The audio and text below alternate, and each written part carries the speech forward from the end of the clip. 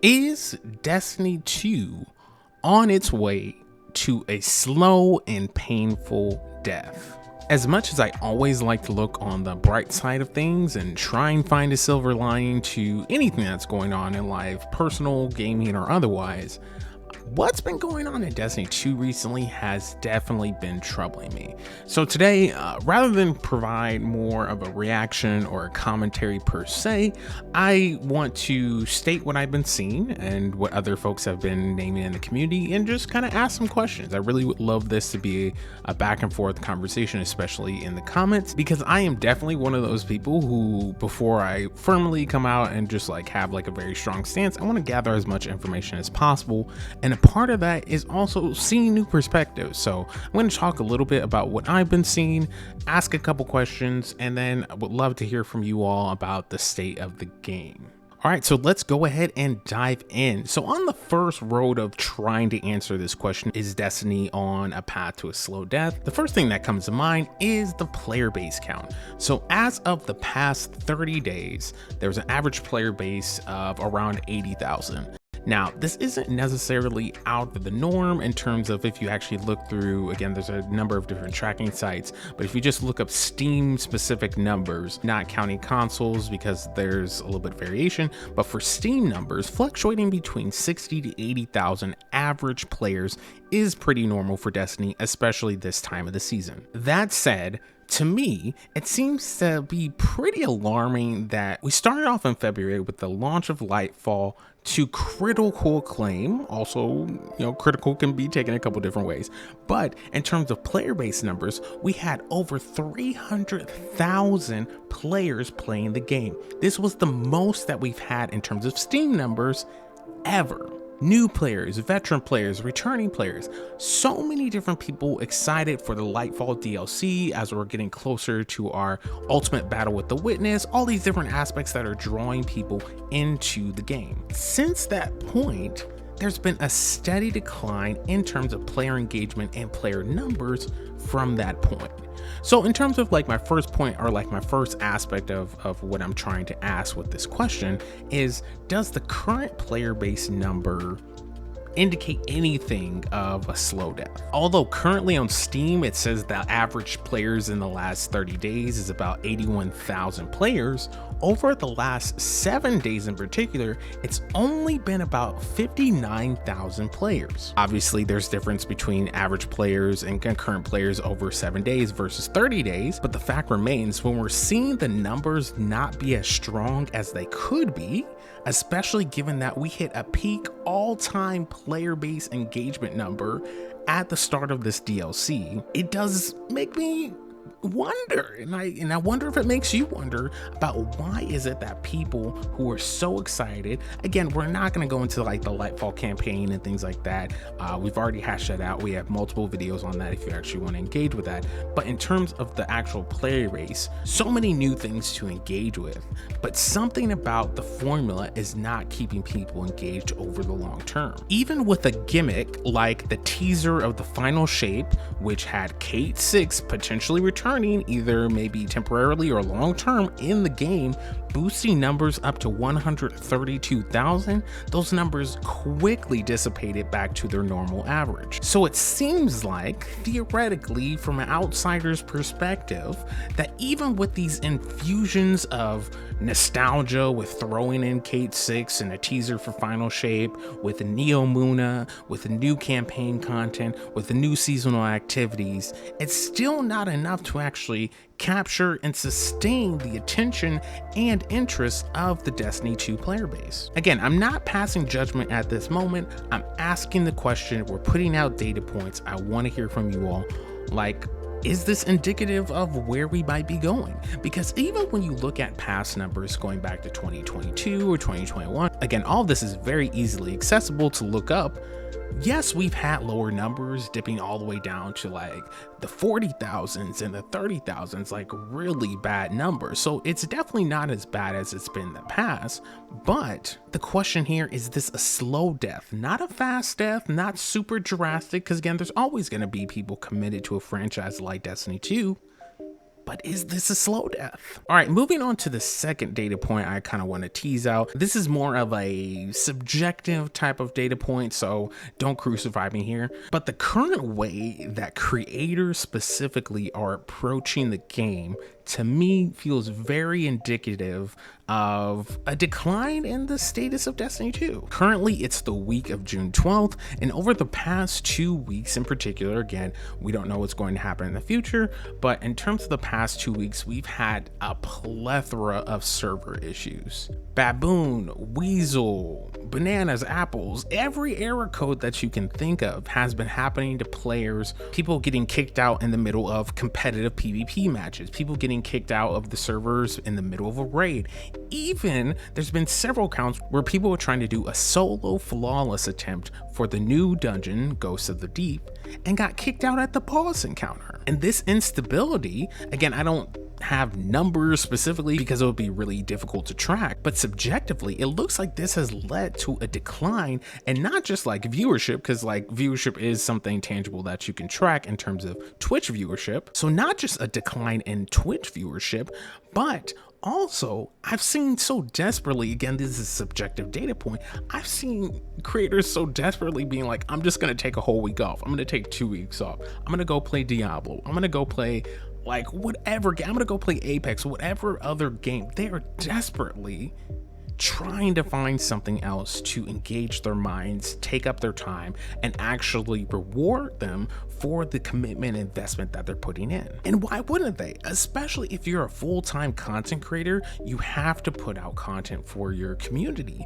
And again, if Destiny is being so unstable that you literally can't even play the game, why wouldn't you try and find something else that's not only going to fulfill you internally and let you have fun, but also allow you to keep creating content for it being your full-time job? There have been several large creators, again, we're talking about creators who are considered staples, both in terms of YouTube and Twitch, for the Destiny 2 community, who have literally been like, y'all, I'm begging y'all to support me because I cannot do Destiny 2 right now. I have to play something else, and I know y'all don't like when I play something else, but I need y'all to support me. And the fact that they're not only putting themselves in that position where they're like, hey, please support me doing something else because I just can't with Destiny right now, but it's also that the fact that they're really trying to like lean into a community who tends to not, you know, if we're being honest, y'all, if we're being honest with ourselves about ourselves, as a community, we tend to not have a lot of grace for Destiny 2 creators who go off and play other games. Now that in and of itself is a whole different video, a whole different conversation. But again, going back to the data point I'm trying to tease out here is the fact that a lot of the creators that typically this time of the season would be doing different challenges, maybe low guardian attempts at a raid, like doing different things that are fun, that are challenging, that are pushing their skills to the limit, are absolutely not even playing the game. To the point of which they're even doing things like playing Fortnite, they're playing Diablo, they're playing all these other games, whether they're genuinely interested in these games or not.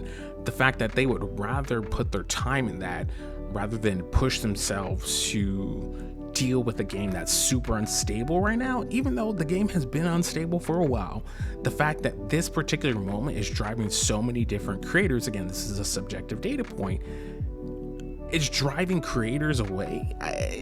To me, it feels indicative of something larger potentially looming, especially with trials active, Grandmaster Nightfalls around the corner, all this different content that typically brings in a lot of viewership, typically brings in a lot of engagement, a lot of content creation comes out. People are just not viewing the content. People aren't looking at build videos like they used to. You can actually see content creators actually being, upfront about it. It's just like, hey, this is typically a video that does like 200, 300, 400,000 views, and we can't even get 90,000 views. And it's not necessarily that the content itself is bad, but that people are genuinely just not interested in Destiny right now because of all the instability, because of all the things that are going on. There are multiple creators right now who are considered staples in the community who are just not playing the game, who are kind of giving up on the game right now. And to me, that says something. The final data point that I want to try and pull in to kind of attempt to, possibly answer this question of is Destiny on its pathway to a slow death is Bungie's attitude. Bungie's current attitude about the state of the game, or should I say lack of an actual care, it just feels so nonchalant. The way in which that Bungie as a company has been treating the community as of recently feels so distant, it feels so cold, and it feels so like you don't actually care. Now again, subjective data point, but again, we're getting into it because I'm trying to answer a question for myself. I'm trying to answer a question out loud with the community. Where this kind of feeling comes from is one, Bungie's response to the community in light of all the server issues. Again, people getting kicked out at the boss room on a solo flawless run. People will just not be able to compete in the game and actually engage in a way that they want to, driving people away. In the midst of all that, yes, we have multiple channels for information. They take information on Reddit, Twitter, etc. We have the Bungie help page, and sure, the Bungie help page is where you go for patch notes, the technical side of when maintenance is happening, so on and so forth. We get that. But in the midst of such instability in the game, where the game has to be taken offline multiple times over the course of a couple weeks, and all you can say is, again, beyond the Bungie help page that did address it and kind of said when it was going offline, beyond that, the other pages that we have available to get insight from the company are posting memes. That's weird. The nicest way I can put it, feels weird. It feels off that we couldn't get something. We couldn't get a statement. We couldn't get some acknowledgement that hey, this is not the best moment in the game. We get that, and so bear with us, and here's kind of what's going on, and so on and so forth. But no, literally one of the days, I think it was June 6th or June 7th, one of the worst days for the instability that everyone was facing in the game, they decided to put out a meme. They weren't responding to replies. They retweeted Bungie help one time, and then they posted a meme. And for me, that is so off the mark of what a professional business should be doing in the midst of, I wouldn't say it's a crisis, but in the midst of instability. You have a customer base, you have a client base that you're not fully respecting, because we couldn't even get an official statement from the company. We're not talking about staff with personal accounts. We couldn't get something personalized from the company to say you know what, tough times right now, we're invested in you, we're invested in the success of this game, and here's what we're doing going forward to address these things. As of the recording of this video, as of this video going out and me putting this together, they have not said anything to that effect. And someone out there is well, companies don't have to do that. They have a right to dictate what they want to say and what they don't want to say. That's true, but also what they do and don't say says a lot and impacts their reputation. Case in point, look at what happened with Jedi Survivor. Jedi Survivor launched to critical acclaim. People were excited about the game, but shortly into the game, because of the way that it was optimized, again, if we want to be honest, a lot of folks made it seem like it was happening to everyone, but it wasn't. It was people with high-end builds for their PCs were running into some lag issues, some issues like being able to play the game potentially quitting because they had a high-end system and the game wasn't yet optimized for such high-end systems. You know what? Even though that wasn't happening to the whole player base, you know what they did? They still came out and gave us a statement. They still came out and said, you know what? We know you all were looking to Jedi Survivor. It's been highly anticipated. There's a lot of good things that we improved on since Jedi Fallen Order, so on and so forth. And this does not meet your expectations. This does not meet our expectations. And here's how we're going to make it better going forward. Immediately calm the community down. All the videos who were critical, well, okay, maybe not all, but a number of the videos that were very critical of the game started to backpedal a little bit, ease in tone, and they actually were able to have, in my opinion, more of a dialogue, especially as someone who got hooked on Jedi Fallen Order and was really excited about Jedi Survivor. Although I wasn't personally facing some of the FPS game shutting down issues that other folks were facing, the fact that they at least came out and said something meant a lot. I was oh, you actually care. Oh, you're actually going to address this. Oh, you're actually going to be mature and face this head on. And to me, that step forward had me put more goodwill in the company that, like, if they put out a future release, or when they put out a future release, I'm actually more trusting that they're gonna do the right thing, the thing that's in the best interest of the game and the player base, because they at least were mature enough to be like, you know what, we see that this is a problem, we're not gonna try and sweep it under the rug, we're actually going to address it. Again, at this moment of recording, Bungie has not done it, and I'm very disappointed. And I know for a fact I'm not the only one who's disappointed and who's seen these trends. Again, there's other people who put up videos, other people who have talked about this on Reddit, on Twitter, on other sites. And for me, I just have to ask the question, as we're thinking about, are these indicators, are these different data points that we've talked about today, indicators of a slow death? I just don't understand why Bungie isn't saying anything. I don't understand why it feels like they're just trying to sweep it under the rug and act like everything's cool. I don't understand why they have so much energy and capacity to put out all these promos and content and dialogues, all this good stuff for Marathon, a totally different game that they're putting a lot of investment into. They're moving PvP staff from Destiny 2 over to that game. They're putting a lot of investment, time, human capacity, money into that, and have all the words in the world for that. But when it comes to server instability with their first child, essentially, I guess Halo was the first child, but again, their primary baby, if you want to call it that, it doesn't seem like there's an interest in actually being committed to having strong dialogue. Yes, I fully acknowledge that people have bullied devs and staff in the past, and that is unacceptable. I do not condone that in any way, shape, or form. Even us being here right now, being critical, we're here to provide critique. We're not here to bash people. So I fully understand that maybe Bungie has some hesitancy to come out with a statement because of how people have cyberbullied their staff and their devs previously. But for me, in a situation like this, it just feels like something has to be said. As a company, as someone who is providing a product to a client base, as someone who is engaging with a community in a live service game, and with a live service game, it's very complex. There's a lot of moving pieces and things are happening all the time. I'm not saying that Bungie needs to give us their social security number. Ain't nobody saying that. I'm not saying that we need their date of birth, their mother's maiden name, and their social security number. We're not saying that. But what I am saying is the fact that their attitude towards the situation, again, in this case, their lack of actual communication, in-depth communication, because I'm not going to act like they haven't said anything. Again, we do have the Bungie help page and things like that. But the fact that we're not being clear of just what is actually going on? Why are the server shutdowns and instabilities increasing, not decreasing? And it's impacting my ability, speaking kind of the collective we for the community, but our ability to play the game that we love. Sometimes love to hate, but that we love. Obviously, with a lot of things in life, it's easier said than done.